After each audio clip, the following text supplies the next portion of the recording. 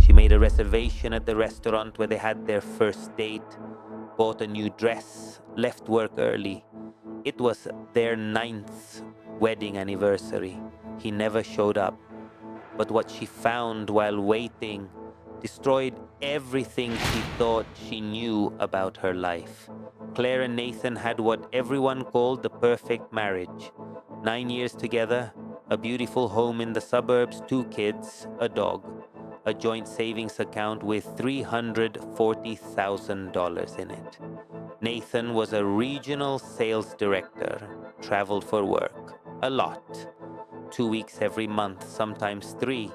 Claire never questioned it. She trusted him completely. That was her biggest mistake, not because she was naive, but because Nathan had become very, very good at lying. While waiting at the restaurant, Claire accidentally knocked her bag off the table. Her phone fell, slid under the neighboring chair. When she reached for it, she noticed something. A notification on her screen. A location ping from the family app they used to track the kids. Nathan's phone was active. He wasn't stuck in traffic. He wasn't in a meeting. He was 12 minutes away, at a residential address. An address Claire had never seen before. Claire didn't call him. She didn't text him. She paid the bill, got in her car, and drove. 12 minutes later, she parked across the street. The lights were on. Through the window, she could see a dining room table set for 4. A woman was carrying a birthday cake. 2 children ran toward the window, and then Nathan walked into frame.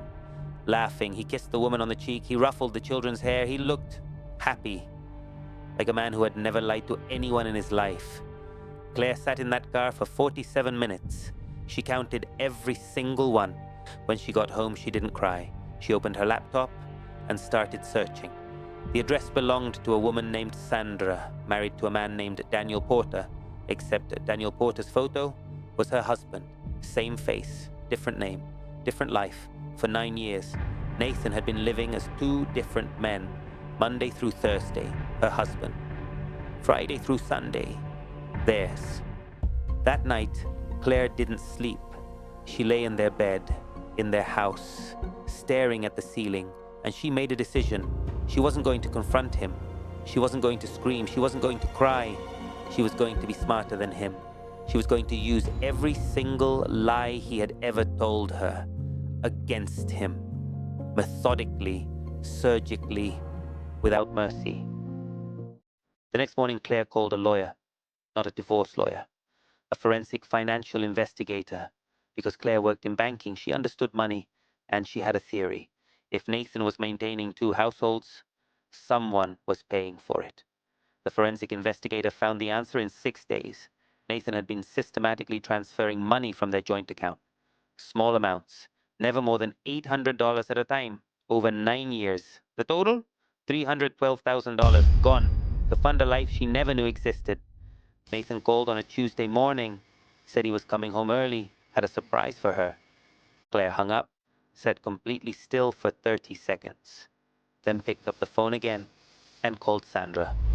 The 2 women met at a coffee shop. Neither cried. They compared notes for 3 hours, then they built a plan together. Claire gave Sandra access to the financial investigation. Sandra gave Claire 9 years of text messages, 9 years of evidence. Together, they filed a joint civil lawsuit for fraud and financial abuse. They froze every account Nathan had access to. They contacted his employer. And on the night Nathan came home with his surprise, there were 2 lawyers waiting at the door. His surprise was a subpoena. Claire's was better. She had already changed the law. Nathan lost everything within 90 days. His job terminated for conduct unbecoming.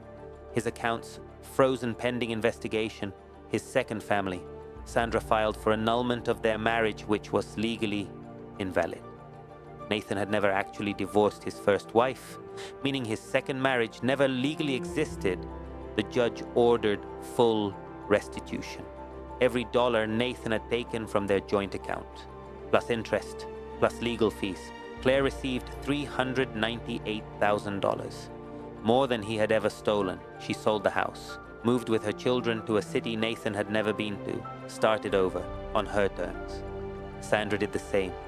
The most dangerous assumption a liar makes is that the person they're lying to isn't paying attention.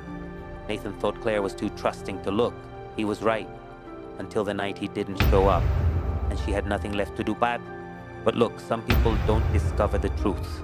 The truth discovers them, and when it does, it doesn't come alone. Next on VANTA, she made a reservation at the restaurant where they had their first date. He was her best friend for 15 years. He was also the one who destroyed her career. From the inside, what she discovered in his emails, nobody was supposed to survive.